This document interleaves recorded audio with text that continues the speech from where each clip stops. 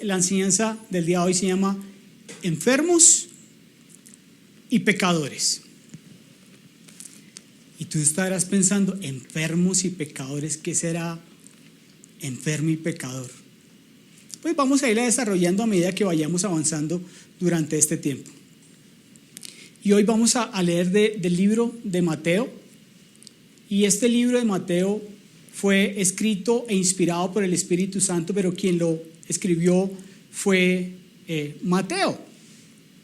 Y vamos a ver en el capítulo 9, donde él relata el momento en que Jesús lo llama a ser parte de sus discípulos. En ese momento se acerca a Jesús y le dice, ven conmigo.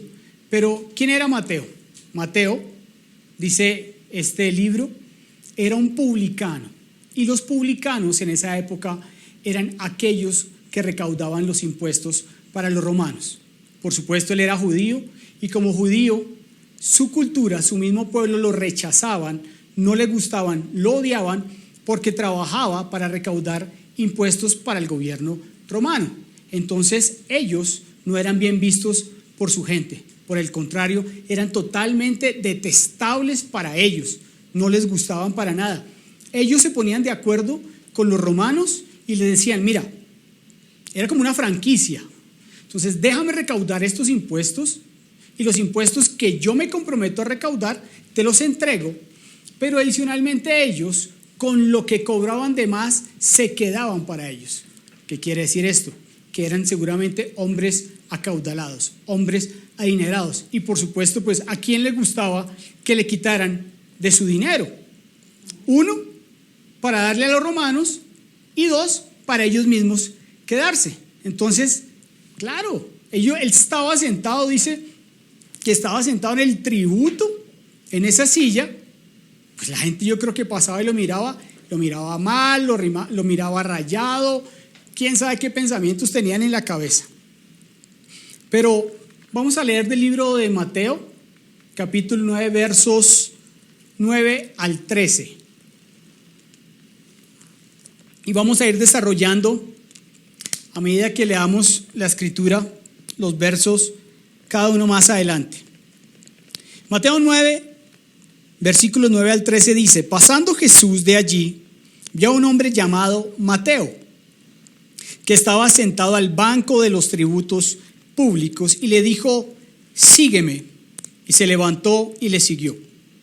Y aconteció que estando él sentado a la mesa en la casa, he aquí que muchos publicanos y pecadores que habían venido se sentaron juntamente a la mesa con Jesús y sus discípulos.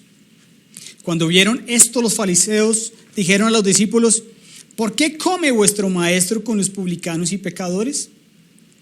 Al oír esto, Jesús les dijo, los sanos no tienen necesidad de médico, sino los enfermos. Id, pues, y aprended lo que significa misericordia quiero y no sacrificio, porque no he venido a llamar a justos, sino a pecadores. Iglesia, yo en esta mañana, yo te quiero invitar a que antes de continuar con la enseñanza, oremos juntos y le pidamos al Padre que sea Él quien nos hable a nuestro corazón. Padre, en esta hora colocamos este tiempo delante tuyo. Te pedimos, Padre, en el nombre de Jesús, que tu Espíritu Santo se mueva durante esta enseñanza, que sea tu Espíritu Santo quien tome el control absolutamente de cada palabra que salga de mi boca. Señor, yo te pido de la misma forma que le abres al corazón y a la mente de cada persona que está conectada el día de hoy, y que la palabra que entreguemos sea viva y que dé fruto al 100% en el nombre de Jesús. Amén. Amén. Desde hace mucho tiempo, todas las comunidades están alrededor de un interés particular, de algo que todas les gustan. Entonces, por ejemplo, hay la Comunidad Económica Europea, y la Comunidad Económica Europea está conformada por algunos países de este continente con el fin de ser una potencia económica, política e incluso militar. También vemos que hay comunidades indígenas que ellos lo que procuran hacer es cuidar, guardar y proteger su cultura y sus costumbres alrededor de lo que ellos creen y mantienen y quieren cuidar. También vemos que hay comunidades de animales en el reino animal. Y esto a mí me trae recuerdo cuando yo era niño y nos invitaban a alguna finca y yo era bastante inquieto.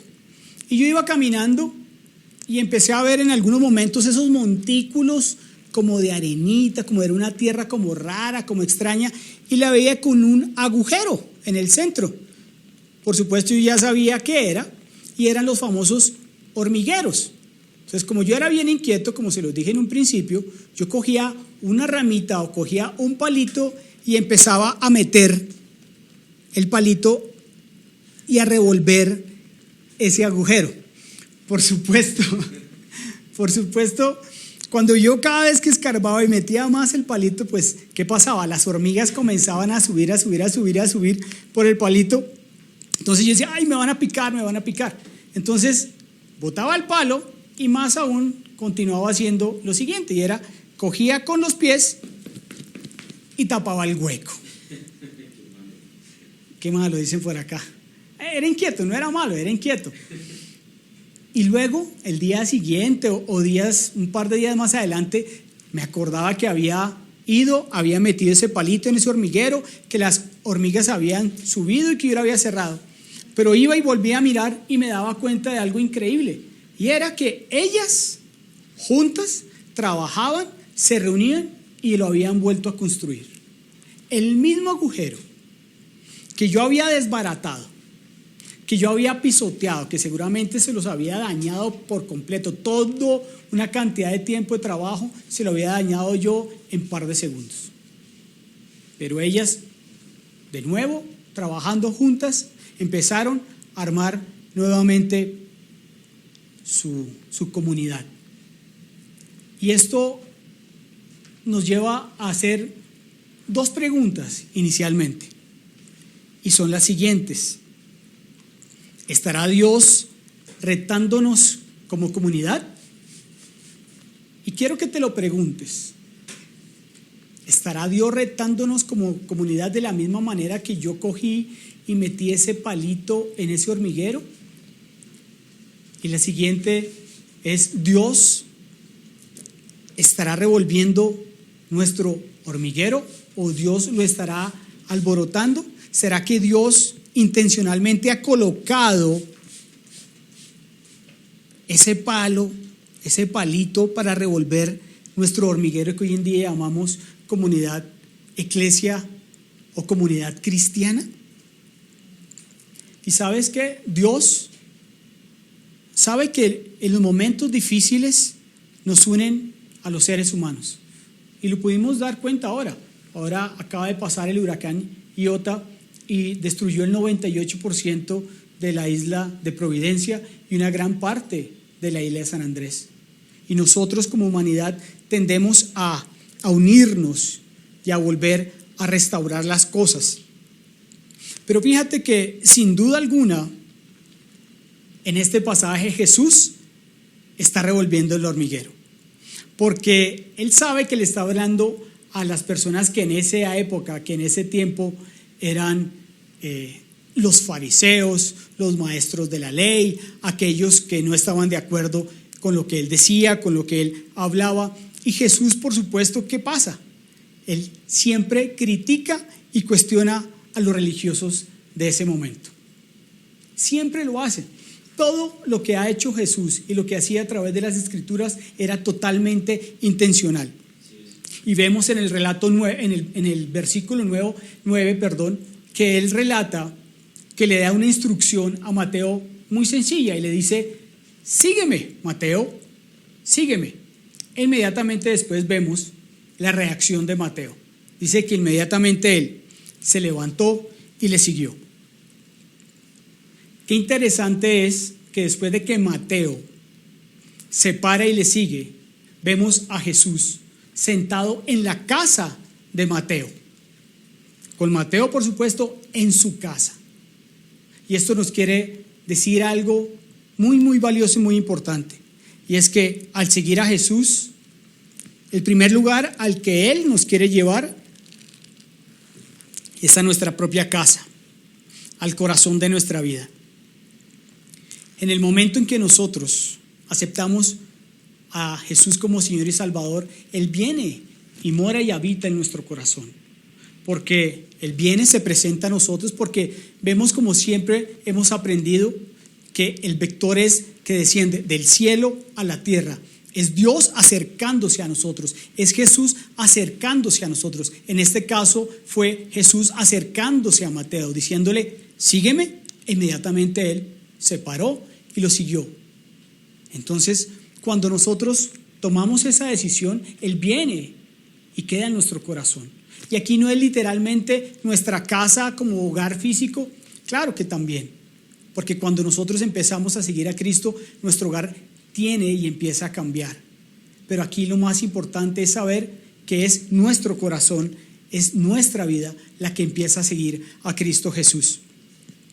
Y como te lo dije anteriormente, Jesús era muy, muy, muy intencional.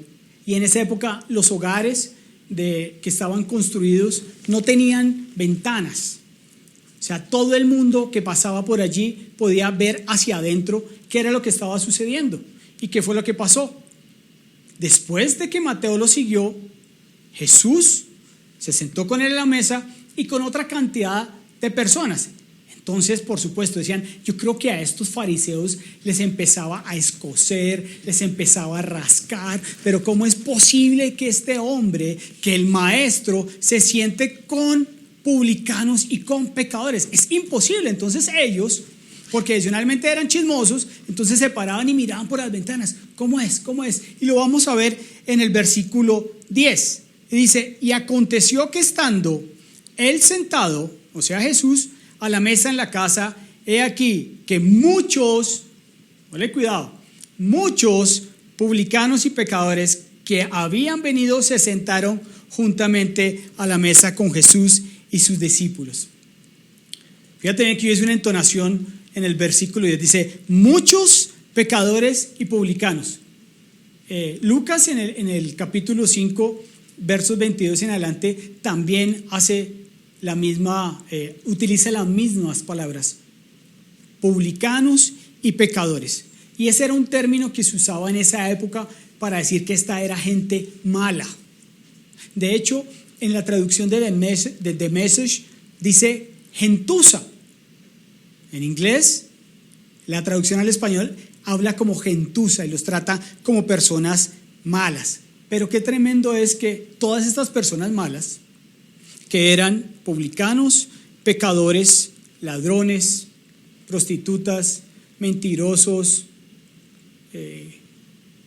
pornógrafos, mentirosos, jugadores, todo lo que tú quieras envolver en lo que les podían decir pecadores, era Jesús con los que se sentaba.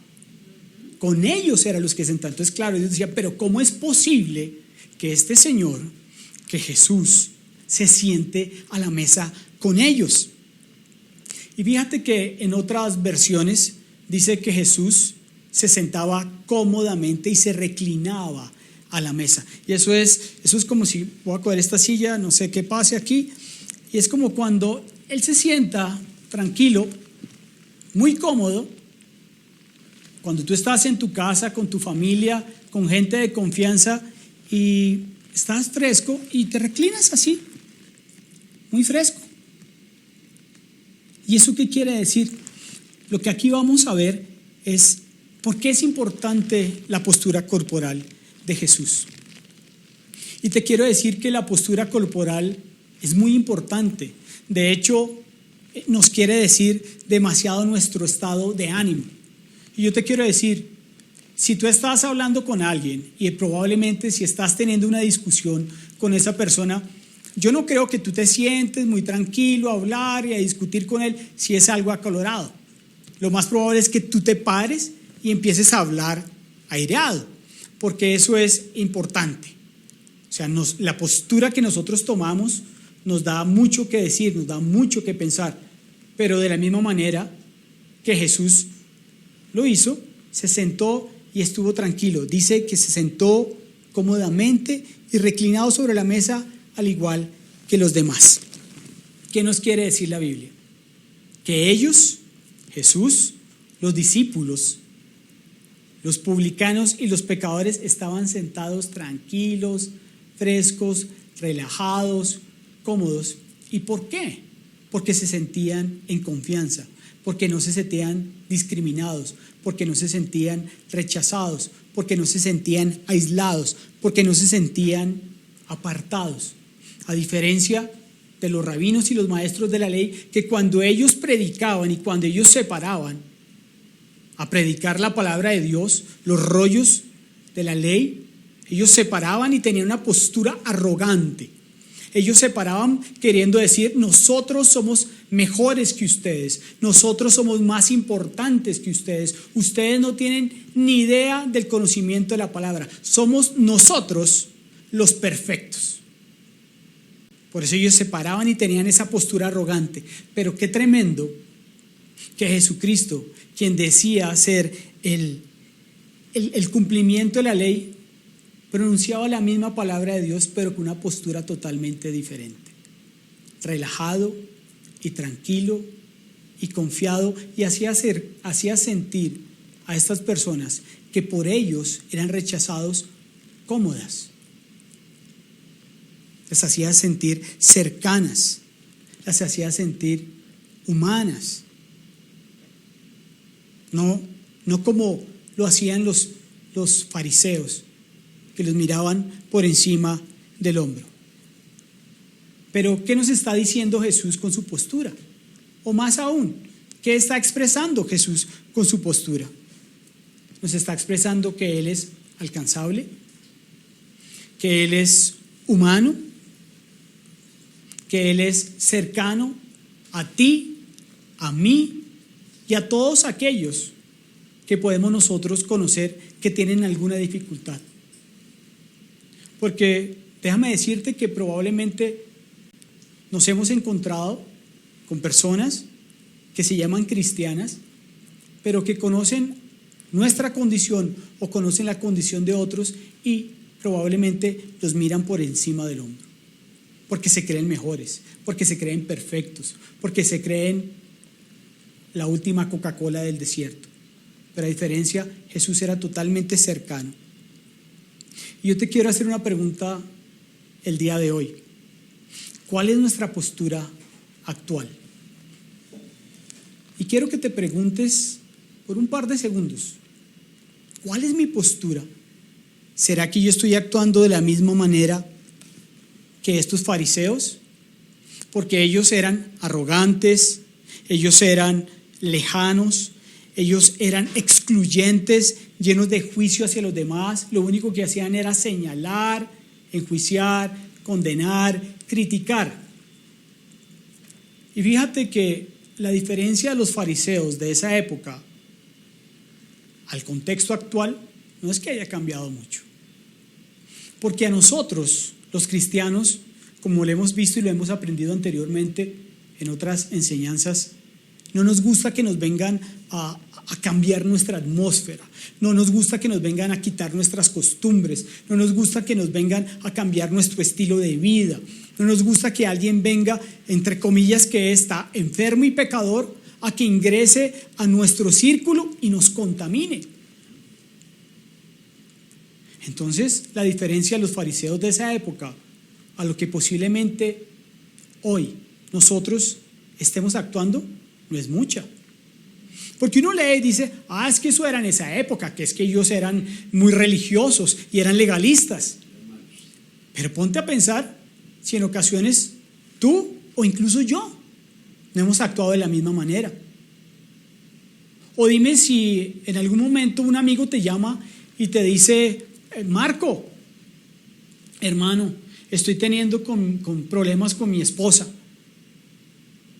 Yo necesito hablar contigo porque es que estoy teniendo pensamientos, porque hay otra mujer que me gusta y yo no sé qué hacer, y entonces estoy deseando a esta mujer y no a mi esposa. Entonces Marco va y le cuenta a Ivonne. Él le dice: mi amor, imagínate que me llamó John a contarme que tiene una cantidad de deseos y pecaminosos. ¿Qué hago? Y posiblemente Ivonne le dice, no. Mira, tú no te vas a reunir con John porque probablemente ese pecado que él tiene o esos pensamientos que él tiene raros y extraños, de pronto se te pegan, te contaminan. Y tú, no, por favor, no te puedes juntar con él. ¿Qué te pasa? Y muchas veces nosotros podemos actuar de esa misma manera. Podemos ser arrogantes, excluyentes, y empezamos a apartarnos y a separarnos de la gente. Y dejamos de tomar la posición que tomó Jesús a la mesa con Mateo, que él se sentó con pecadores, con publicanos y con todos aquellos que necesitaban de él.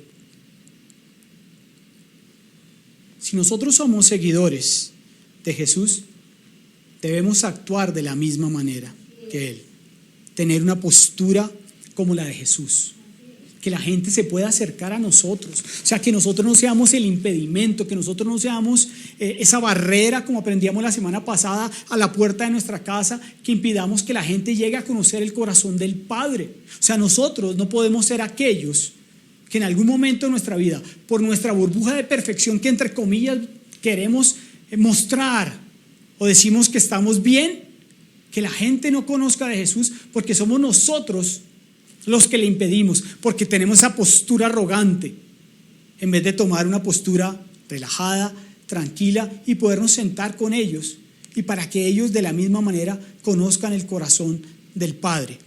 Pero mira qué tremendo los versículos 11 y 12, cómo actúan los fariseos, porque estaban molestos. Ellos dicen, ¿cómo es posible que en las dinámicas de Jesús se siente con esta gente? Son impuros, son pecadores, son unas caspas.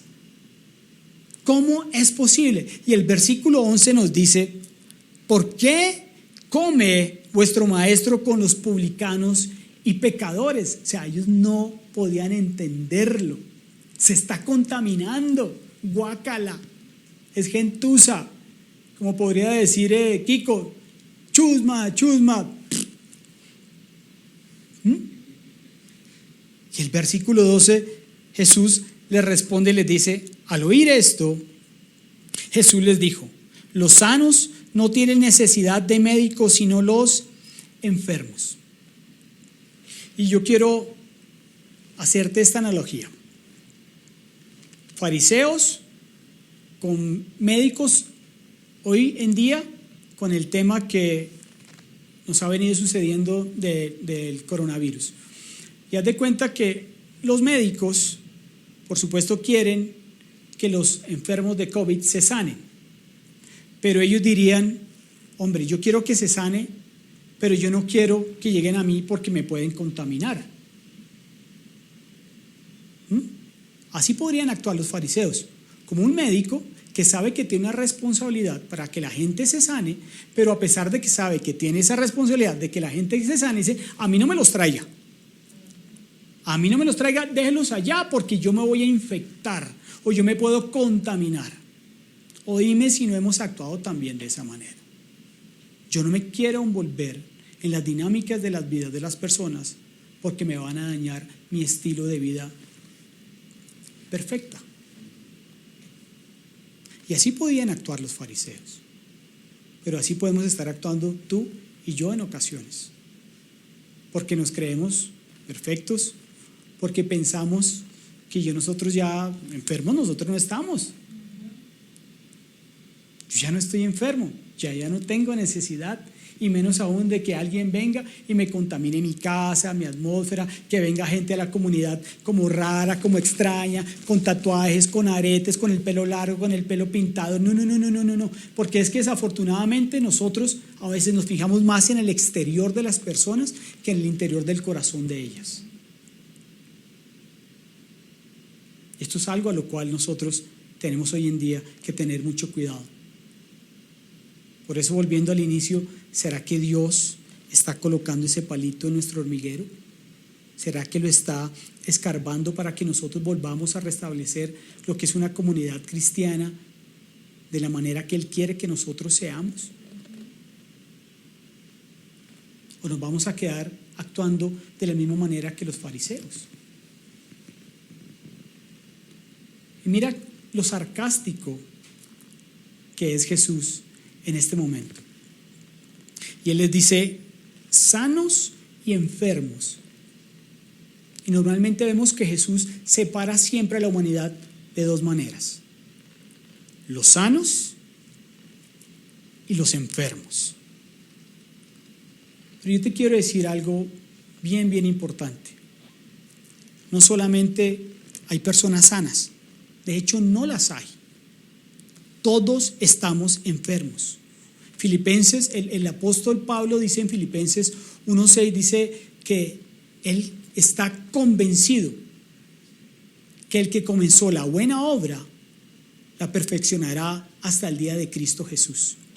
Todos estamos en construcción. Es como si tú entras a una página de alguien, de un amigo que va a colocar una empresa y hasta ahora la está desarrollando, y tú ingresas y dice página en construcción. Nosotros estamos de la misma manera. Nosotros estamos en un perfeccionamiento diario y continuo. Nosotros todavía estamos enfermos. Por eso tenemos que entender, tenemos que comprender que aún necesitamos de Jesús diaria y permanentemente. Y hay algo muy diferente a que seamos sanados, a que hoy en día seamos perdonados. Porque hoy en día nosotros ya fuimos perdonados. Ese sacrificio fue hecho una vez y para siempre. Nosotros ya hemos sido redimidos, ya hemos sido justificados, pero nuestro proceso y nuestro momento de vida cada vez tiene que ser continuo. Tenemos que ir cada vez siendo más sanados y restaurados. Y qué tremendo lo que quiere decir nuestro Señor Jesús en el versículo 12. Los que creen estar sanos no necesitan al médico, solo los que saben que están enfermos, y a estos he venido a sanar. Porque déjame decirte que esos sanos, entre comillas, son esas personas orgullosas, que en algún momento de su vida dicen, yo no necesito de Jesús. Yo no necesito de que me sane mi corazón, de que me sane mi alma, porque yo realmente no cometo ningún error. Yo no mato, yo no robo, yo no hago mal a nadie. Entonces yo ya estoy sano. Pero ¿sabes qué es tremendo? Que Jesús no hace acepción de personas. Él vino por todos. Él vino por los sanos y Él vino por los enfermos. Independientemente que en algún momento de tu vida, incluso tú o yo, estemos pensando que ya somos sanos, estamos equivocados. Todavía estamos enfermos. Y estamos en ese perfeccionamiento diario y permanente. Aquel que comenzó la buena obra en tu vida, en mi vida y en nuestros hogares, la va a continuar perfeccionando. Es tremendo porque dice, la va a continuar perfeccionando hasta Cristo Jesús. O sea, eso es todos los días. Porque permanentemente nos equivocamos, tenemos malos pensamientos, tenemos malas acciones, tenemos malas palabras, señalamos, enjuiciamos, condenamos, nos creemos perfectos. Todavía estamos enfermos.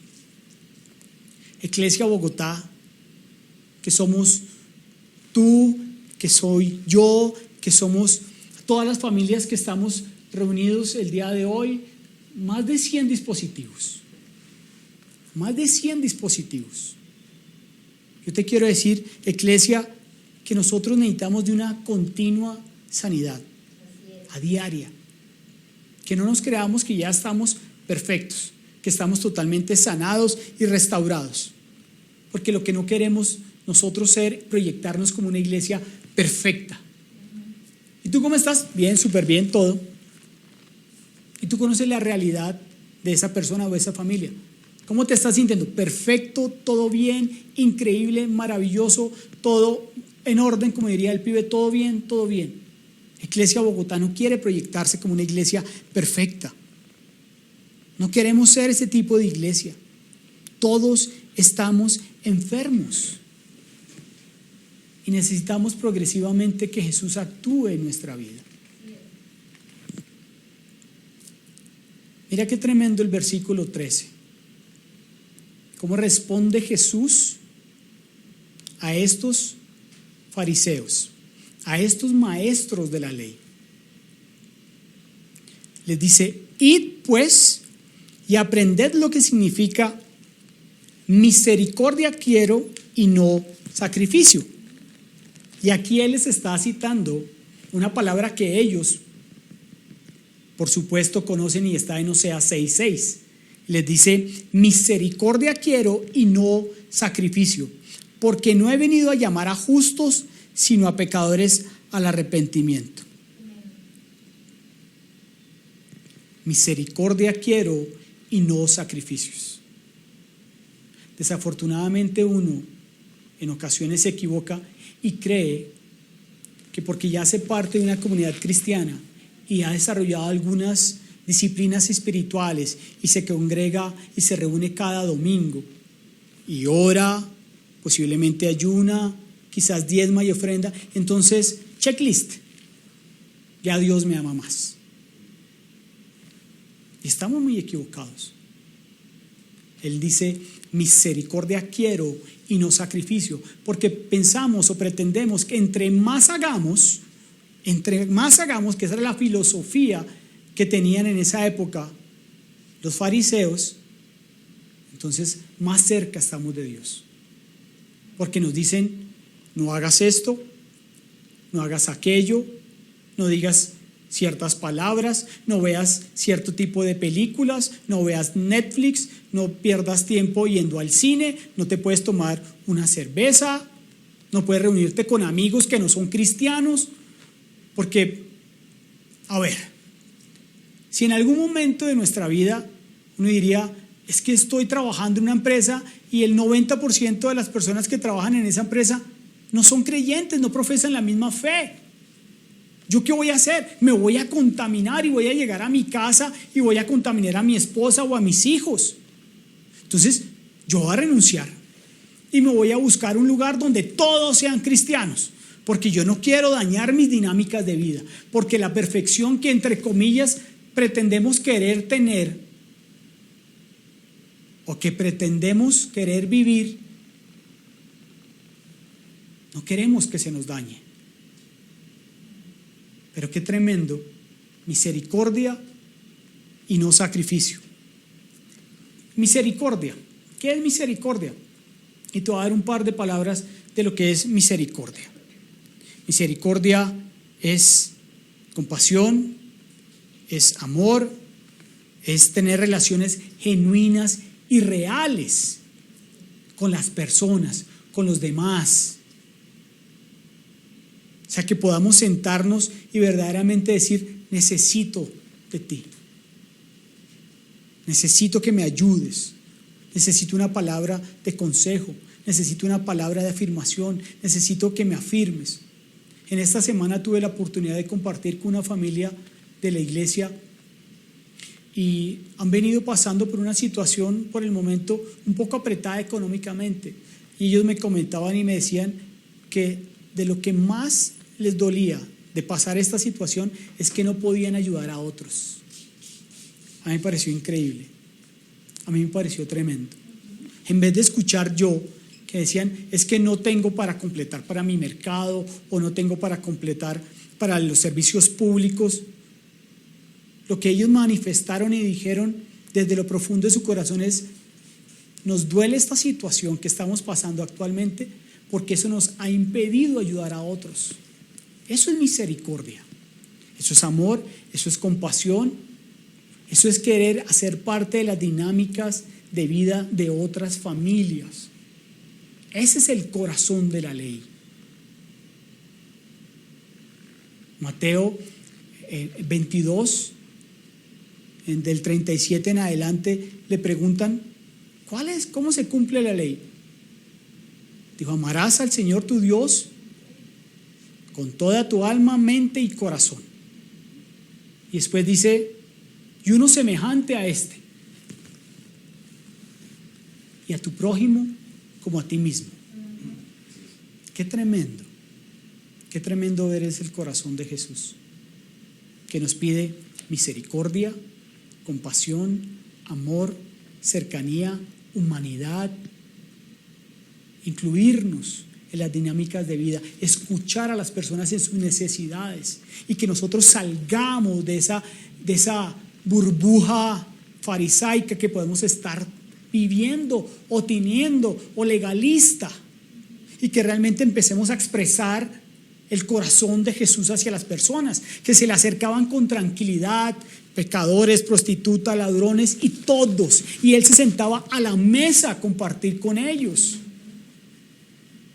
Si él lo hacía, ¿por qué nosotros lo impedimos? A veces nosotros, ¿qué hacemos? Sacrificio. ¿Y qué es sacrificio? El sacrificio son obras, esfuerzo humano y cumplir la ley. Para que tú hagas parte de nuestra comunidad, entonces tienes que vestirte de la siguiente manera. O no puedes venir vestido de la siguiente manera. O tienes que hablar de la forma en que nosotros hablamos. Entonces nosotros decimos aleluya, amén, gloria a Dios, alabado sea el Señor de los ejércitos, el Santo de Israel, el león de la tribu de Judá. Si tú no hablas como nosotros, no haces parte de nosotros. Entonces, ¿qué estamos haciendo? Somos fariseos. Excluimos a la gente, apartamos a la gente, les ponemos un impedimento para que ingresen a nuestra comunidad, porque no nos van a dañar nuestra atmósfera. Esto es gentuza, gente mala, como lo llamaban a ellos, a los publicanos y a los pecadores, gente mala. ¿Sabes cuál es la clave? Es tremenda. Fíjate cuál es la clave. Id, pues, y aprended. Si a nosotros nos dicen, la lógica, ¿cuál es? Vamos a aprender, entonces, cuando yo voy a aprender, entonces yo digo, me voy a sentar a aprender. Otra vez, bueno, no vamos a sentar aquí. Me voy a sentar a aprender. Esa es la lógica del mundo. Siéntate y aprende porque te voy a enseñar. La lógica de Jesús es totalmente opuesta y contraria. Recordemos una prédica que dio nuestro pastor Felipe hace ya varios meses que se llamaba La cuesta, la cima es cuesta abajo. La cima es cuesta abajo. Y uno cree que es todo para arriba. No. Aquí uno dice, voy a aprender sentado. Él te dice, vas a aprender ¿cómo? Yendo. Tienes que ir. Y ir implica estar en las dinámicas de vida de las personas. Es incomodarnos, es salir de nuestra comodidad, es salir de nuestra zona de confort, es salir y escuchar las situaciones de vida que otros tienen, es expresar el corazón de Jesús reflejado en nuestras vidas. Es decir, no importa lo que estás pasando. Yo también estoy enfermo, pero estoy dispuesto a ayudarte, a apoyarte. ¿Qué necesitas? Yo tengo para compartir contigo. Y no solamente habla de dinero. Si lo puedes hacer, tremendo, como te conté esta familia, que les dolía en su corazón no poder hacerlo. Pero sabes que a veces es muy importante compartir tiempo, espacio. Hay personas que simplemente lo que quieren es ser escuchadas. O que en algún momento de su vida lo único que necesitan es un abrazo, una sonrisa. Pero uno dice, a veces se pone a pensar, porque recibo uno llamadas y en algunas ocasiones es lo mismo. Pastor, es que estoy pasando por esta situación, es que me pasa esto, es que estoy luchando contra esto. Y uno los escucha. Y déjame decirte que a mí me ha sucedido en ocasiones. Y cuelga uno y dice, pero siempre en las mismas. ¿Es que no coge escarmiento? ¿Que es que no ha entendido? ¿Por qué no es un joven normal? Entonces nos volvemos excluyentes y se nos olvida cuál es el corazón del Evangelio. Se nos olvida a qué hemos sido llamados. Se nos olvida que nosotros nos fue entregado y nos fue dado un ministerio que se llama el ministerio de la reconciliación, que no estamos llamados para ser modificadores de conducta. La obra progresiva la hace Cristo en cada uno de nosotros. Recuerda, todavía no estamos sanos, ya fuimos perdonados. El que comenzó la buena obra en tu vida y en mi vida, la perfeccionará. Amén. Así es. Déjame decirte algo bien tremendo, iglesia. Y posiblemente esto te incomode, posiblemente esto te inquiete, porque conmigo lo ha hecho. Y es, si tu cristianismo simplemente es de reunirte a las 11 de la mañana, cada domingo, a través de nuestro enlace de Zoom, de Iglesia Bogotá, no estás haciendo lo que Dios te mandó a hacer. Porque si de lunes a jueves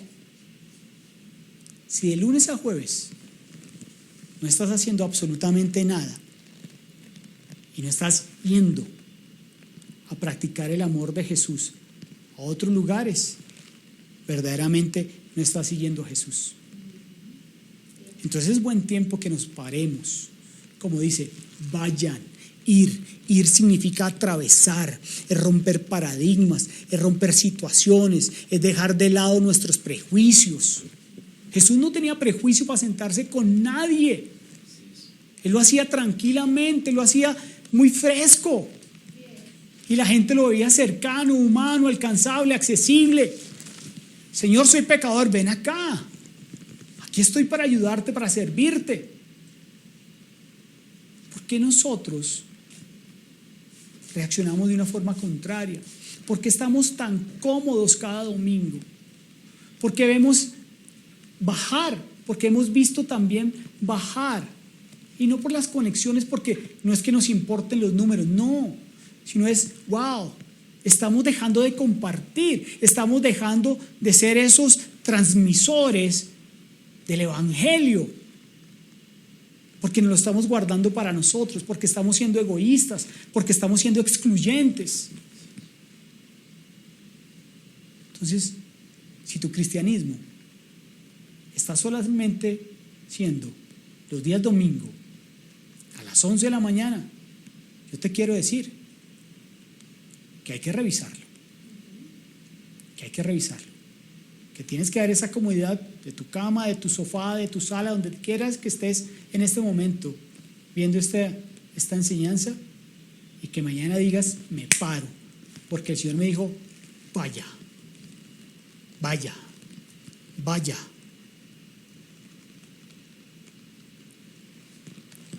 Seguir a Jesús implica que nosotros podamos sentarnos a la mesa con otros. Que la gente nos vea así, relajados y tranquilos, tal como el cuadro que vimos a Jesús sentado con Mateo y con los publicanos, y que se puedan acercar con nosotros con tranquilidad. Iglesia, ya para finalizar, yo te quiero dejar con una invitación muy, muy especial. Y es que le abras tu corazón, que es tu casa, a todos aquellos que te necesitan, todos aquellos que en algún momento tú has pensado que son pecadores, que son publicanos, que tienen diferencias contigo, a que los invites a que hagan parte de tu corazón. En el corazón del Padre, ¿quién cabe? Todos. En el corazón de Jesús caben todos, ladrones, pecadores, mentirosos, todo lo que tú quieras pensar. También, todos. Si en algún momento cupe yo en el corazón de Jesús, todos cabemos allí. Y de la misma manera, yo te quiero invitar en este día, o sea, que le des espacio en tu corazón y que te dejes de lado todo prejuicio, toda religiosidad que posiblemente puedes llegar a tener, probablemente no, y no estoy diciendo que todos lo puedan tener. Yo te lo confieso, a mí me ha pasado en ocasiones, Porque uno va a un restaurante y uno no sabe quién le va a servir, un creyente o un no creyente. Entonces uno qué va a decir, perdón, discúlpeme, ¿usted cree en Jesús como Señor y Salvador? No, señor, entonces no me sirve el plato, porque de pronto me contamino, de pronto me daña. Yo te quiero invitar, Iglesia, en esta mañana, a que salgas de la comodidad y a que vayas, a que atravieses, a que busques y que dejemos de señalar y de condenar, y que tu corazón y la puerta de tu casa empiecen las personas a llegar, a ser sanados y a ser restaurados.